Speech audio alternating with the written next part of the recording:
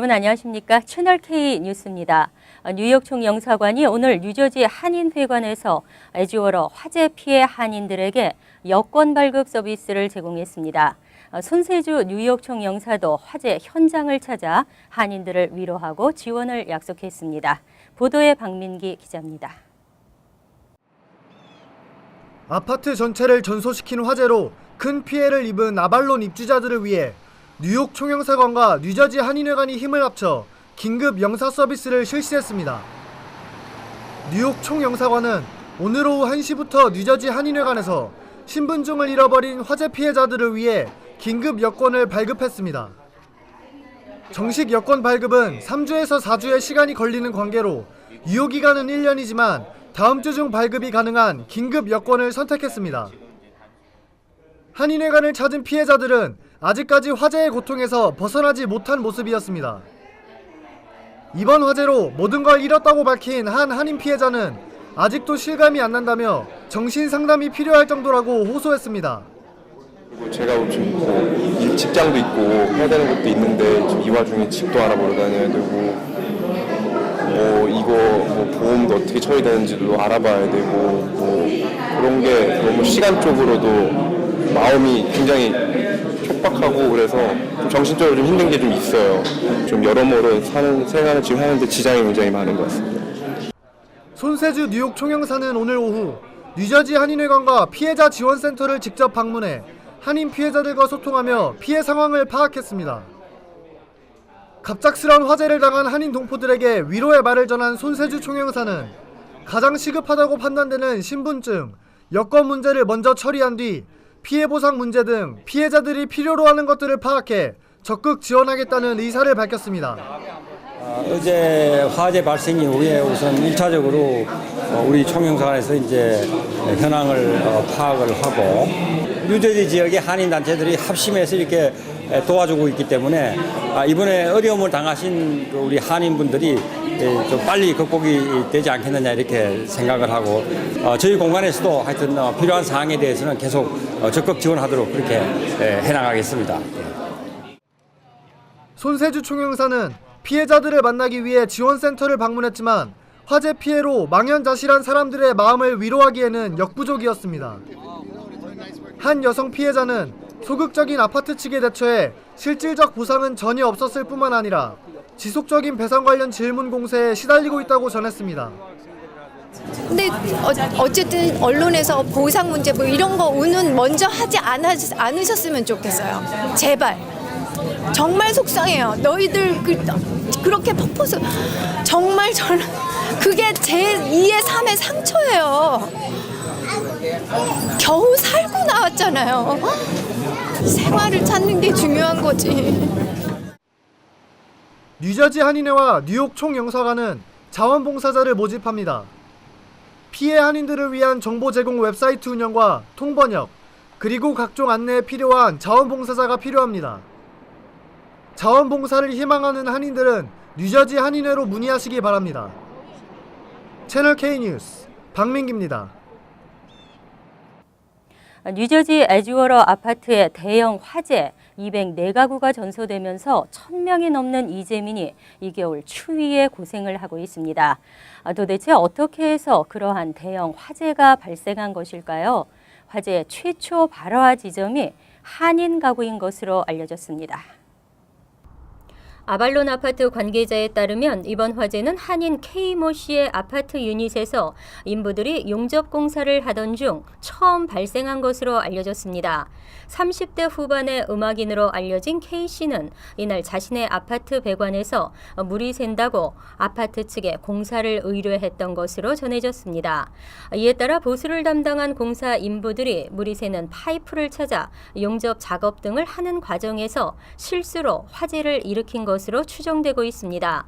이와 같은 사실은 이날 에즈워러 경찰국의 초기 수사 결과 발표에서도 일부 확인됐습니다.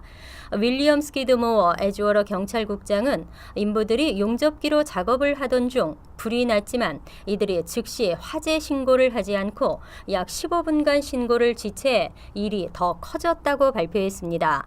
이번 화재는 지난 21일 오후 5시쯤 아파트 2개 동 중 서쪽에 위치한 4층짜리 러셀 애비뉴 동에서 시작돼 전체 408세대 중 50%가 넘는 240가구가 전소됐습니다. KRB 뉴욕 라디오 코리아가 사용하던 AM1660 채널을 한인들이 인수하고 새로운 방송을 준비하고 있습니다. 지난 20일 인수 계약을 체결하고 다음 달부터 새로운 방송을 시작하게 됩니다. 금홍기 기자가 보도합니다. 새로운 한국어 라디오 방송이 시작됩니다. 지난해 연말로 방송이 중단됐던 AM1660을 윤여태 뉴저지 저지시티 시의원과 김영길 대학동문총연합회장 그리고 이석찬 전 뉴욕 대한체육회장이 공동으로 인수했습니다. 인수에 참여한 저지시티 윤여태 시의원은 뉴욕 AM1660 스테이션의 소유주인 멀티컬처럴 브로드캐스팅과 지난 20일 인수 계약을 체결했으며 다음 달부터 새로운 방송을 시작할 것이라고 밝혔습니다. 윤 의원은 매매 가격 등 구체적인 계약 내용은 밝히지 않았지만 렌트 후 매입인 옵션 투 바이 계약을 체결한 것으로 보입니다. 새롭게 출발하는 라디오 한국어 방송은 방송국명을 K라디오로 정하고 현재 칼리지 포인트 인근 지역에 방송국 사옥을 준비 중인 것으로 알려졌습니다. 현재 AM1660은 LA 지역 한인방송 우리방송을 송출하고 있으며 앞으로 YTN 등 한국의 종편 방송을 중심으로 방송하면서 자체 제작 방송을 추가해 나갈 계획입니다. 한편 KRB 뉴욕 라디오 코리아는 리스 계약으로 사용하던 AM1660 송출을 중단하고 FM 87.7을 통해 방송하고 있습니다. 채널 K 뉴스 금홍기입니다. 최근 침체됐던 경기가 점차 되살아나면서 창업에 대한 관심도 증가하고 있는데요. 고성장 고수익의 가능성을 꿈꾸는 사람들을 위해 미디어 조아와 벤처스퀘어가 글로벌 스타트업 유치에 나섰습니다. 박민기 기자가 보도합니다. 미 동부 한인 미디어 기업 미디어조아가 스타트업 전문 미디어 벤처스퀘어와 함께 팰리세이즈 팍 글로벌 스타트업 유치에 나섰습니다. 어제 저녁 코리아 프레스센터에서 펠팍 상공회의소 주최로 진행된 글로벌 스타트업 세미나에는 벤처스퀘어 김태현 대표가 스타트업에 관심이 있는 사람들과 소통하는 시간을 가졌습니다. 미디어조아 한지수 대표는 아무리 기발한 아이디어라도 실현하기 위해선 기술과 자본, 미디어의 도움이 필요하다며 스타트업이 K-팝의 뒤를 이어 미국과 한인 사회의 경제를 확대시킬 것이라는 기대를 보였습니다. 이 미국에 K-팝이 굉장히 많이 알려져 있잖아요. 이번엔 K-팝이 아닌 K-스타트업이 이 미천역에 알려지고 그 K-스타트업으로 인해서 우리의 경제 부흥과 그다음에 굉장히 많은 것들이 이루어질 수 있도록 하는 시도입니다. 뿐만 아니라 팰리세이즈 팍은 한인 비율이 51%를 차지하고 있고 한국 대기업 지상사들이 위치하고 있어 스타트업을 통해 이들과 소통하기에 충분하다며 스타트업이 유능한 창업주를 육성할 것이라는 포부를 밝혔습니다. 미디어조아와 벤처스퀘어는 한국 스타트업의 발굴과 미국 내 자사 설립 등을 지원할 계획입니다. 채널 K 뉴스 박민기입니다.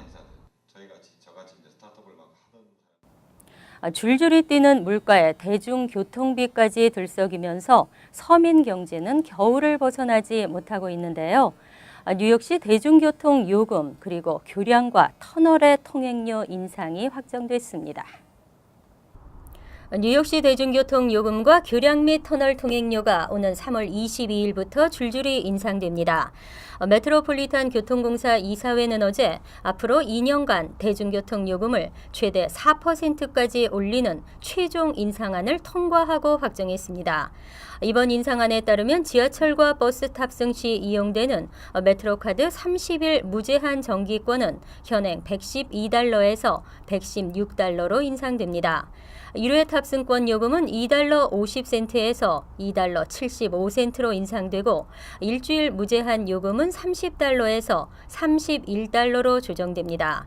메트로카드를 충전할 때 제공되는 보너스 금액도 현행 $5 이상 충전 시 5%에서 $5 50센트 이상 충전 시 11%까지로 변경됐습니다.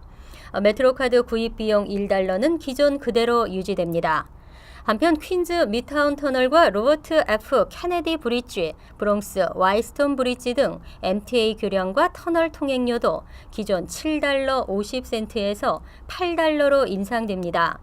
메트로 노스와 롱아일랜드 레일로드도 구간별로 평균 2.2%에서 6.1%까지 인상됩니다.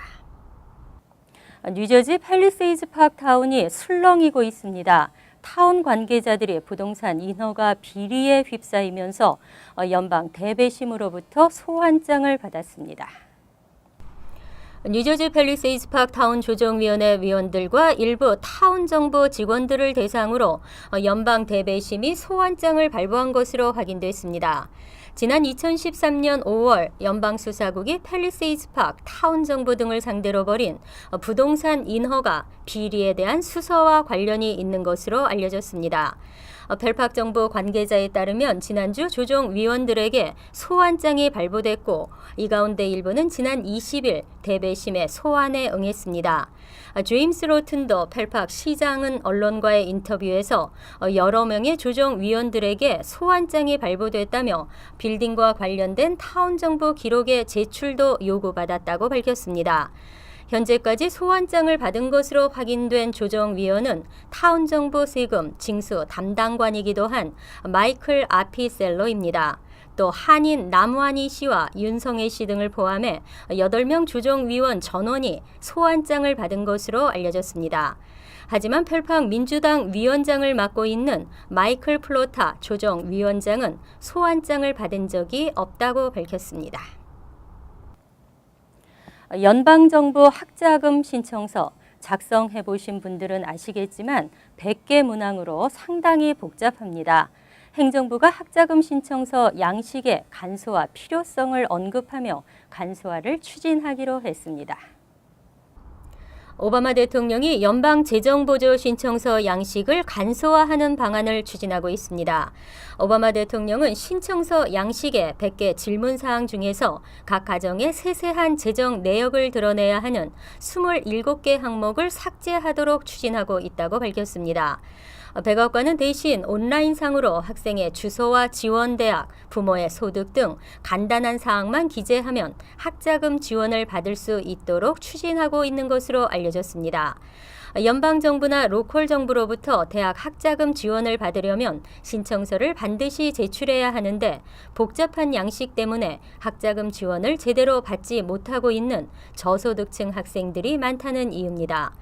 백악관은 소득층 학자금 융자인 연방 펠그랜트의 수에 자격이 되면서도 이 신청서 양식을 제출하지 않아 보조를 받지 못하는 학생들이 100만 명 이상인 것으로 파악하고 있습니다.